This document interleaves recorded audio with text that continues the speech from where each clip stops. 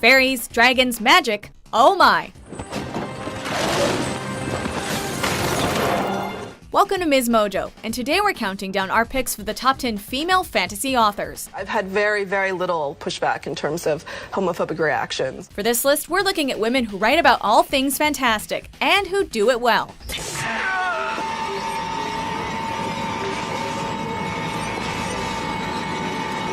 Although not all of these writers limit themselves to one genre, we're recognizing them strictly for their fantasy works, as well as all of the things that make them special, like their creativity, the sheer volume of their work, and if they've been able to expand it to other media, as well as their dedication to their readers. My imagination was busy saying to me, that's where the boggart lives. However, we're excluding authors more known for writing dystopian and paranormal fiction. How can you be nearly headless? Like this. Number 10, Mary Pope Osborne.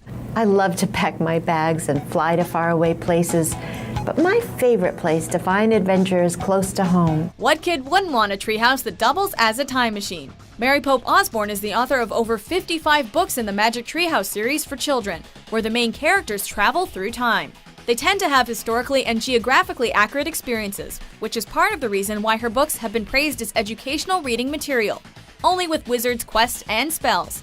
Osborne studied religion and mythology in school, which accounts for her fascination with the mythical and how that translates to her writing. Osborne's popularity as a children's fantasy author has only grown over time, with Lionsgate announcing in February 2016 that there will be a film adaptation. If I stay alert and curious, I can find adventure wherever I go. You can too. Number 9, Marissa Meyer. I ended up having 5 ideas, and I really, really loved all of them. So I wrote all of them. That's how I roll. She certainly isn't the first author to take a swing at the retelling of classic fairy tales, but Marissa Meyer does take a unique approach to the stories of Cinderella, Little Red Riding Hood, Snow White, and Rapunzel.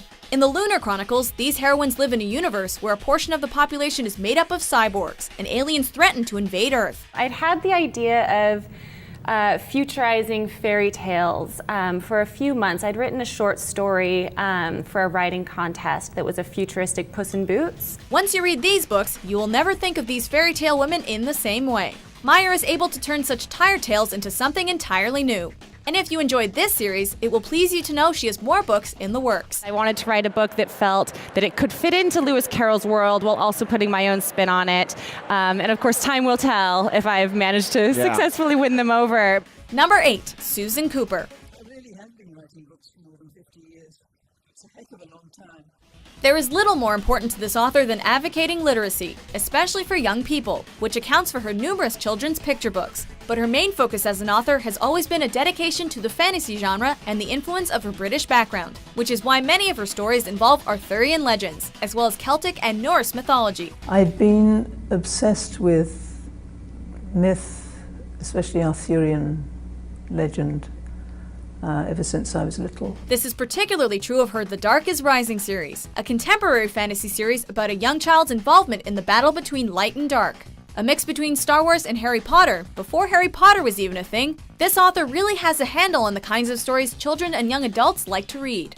Nothing is more important to the future literacy of children than the books they will read there. Number 7, Mercedes Lackey. A bond between a human and some other creature is a very, very long-running meme in fantasy literature. It goes back, well, goodness, it goes back to the ancient Greeks. If there's one thing fans can appreciate in an author, it's when the author has been a fan herself at some point. Mercedes Lackey is a perfect example, since her writing career actually began with producing fan fiction and participating in filking. That is music written and sung by fans as a tribute to elements of the sci-fi or fantasy genre. This is convergence. They do what they must because they can. She's best known for writing 30 installments in the Velgarth universe. These Valdemar Saga novels revolve around a wide array of mythical creatures, including but not limited to monsters, mages, and griffins. She's published over 140 books overall, which gives her an average of 5.5 books published each year. When you are in the habit of coming up with ideas, they come up out of every single everyday situation. Number 6, Robin Hobb. We all have our different storytelling voices. Margaret Astrid Lindholm Ogden is a woman of many names. She got her start as a children's writer under the name Megan Lindholm and began writing works in the fantasy genre under this name as well.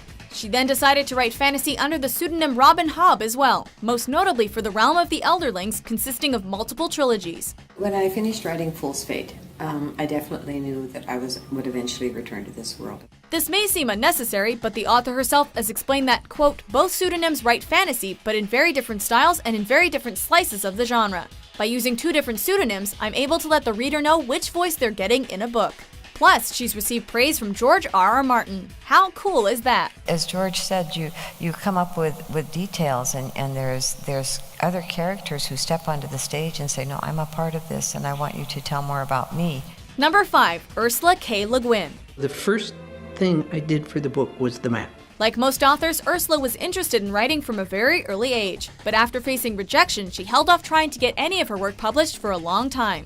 It's a good thing she reconsidered in the end, because in her lifetime she has had over 24 books published. Resistance and change often begin in art, and very often in our art, the art of words. Her most popular works are the 6 books in the Earthsea series, which has been adapted for film, television, and radio, with the most prominent of these adaptations being the Japanese anime Tales from Earthsea. A documentary about Le Guin has been in the works since 2009.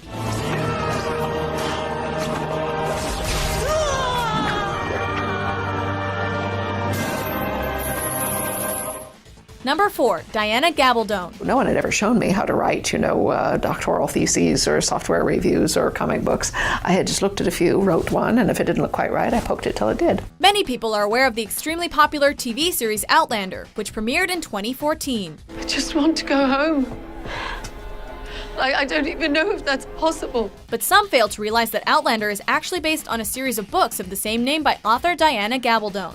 The story revolves around a World War II nurse who travels back in time and ends up in 18th century Scotland and becomes involved with a handsome warrior.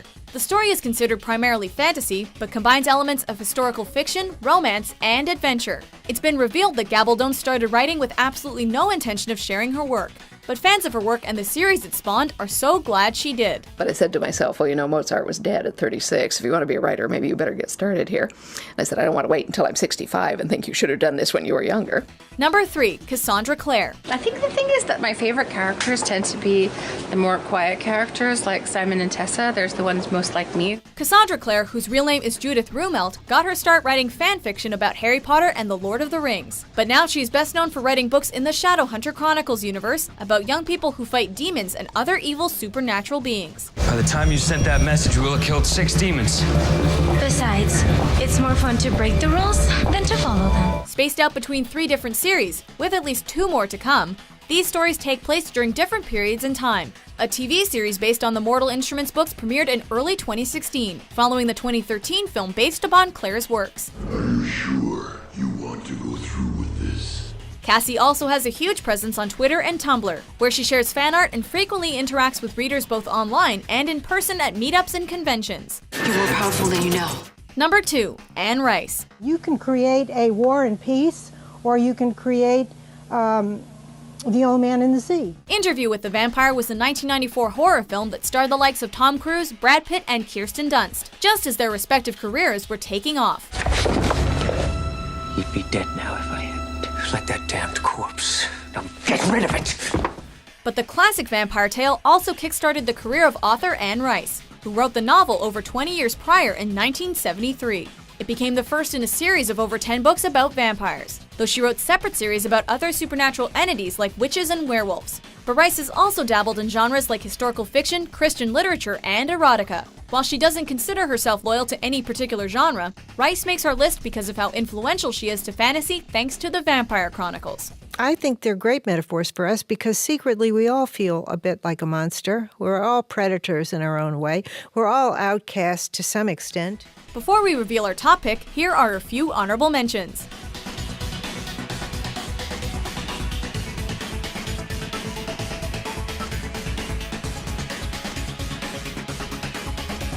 The way I work is by page limit. I have to make my page limit every day or I can't watch television. Number 1, J.K. Rowling. I've never shied away in my writing for children or in my writing for adults with dealing with the darker side of life. We might joke that if you don't know who this is, you must be living under a rock. But even people who live under rocks likely know who J.K. Rowling is, or at least what her work has become famous for. I think I've been surprised by the fact that Harry hasn't left me to the degree that I thought he would, and I'm quite glad about that. Rowling may be delving into the adult and crime fiction genres as of late, but got her start as a fantasy writer with, that's right, Harry Potter. Although the final book in the series came out in 2007, Rowling has always honored fans by staying active on social media, creating the interactive website Pottermore, and being involved with the play Harry Potter and the Cursed Child. One of the things that I have valued most about the Potter fandom is that as a community, they have really looked after each other. It's easy to see why and how the characters and world she once created still mean as much to her as they do to readers today. Looks like he's gonna be sick. He's got the snitch! Harry Potter receives 150 points for catching the snitch! Gryffindor wins! Do you agree with our list? Who is your favorite fantasy author? There would always be one dungeon, which was like a place where you could only get into by being dropped through a hole in the ground. I remember this vividly. For more entertaining top 10s published every day, be sure to subscribe to Ms. Mojo.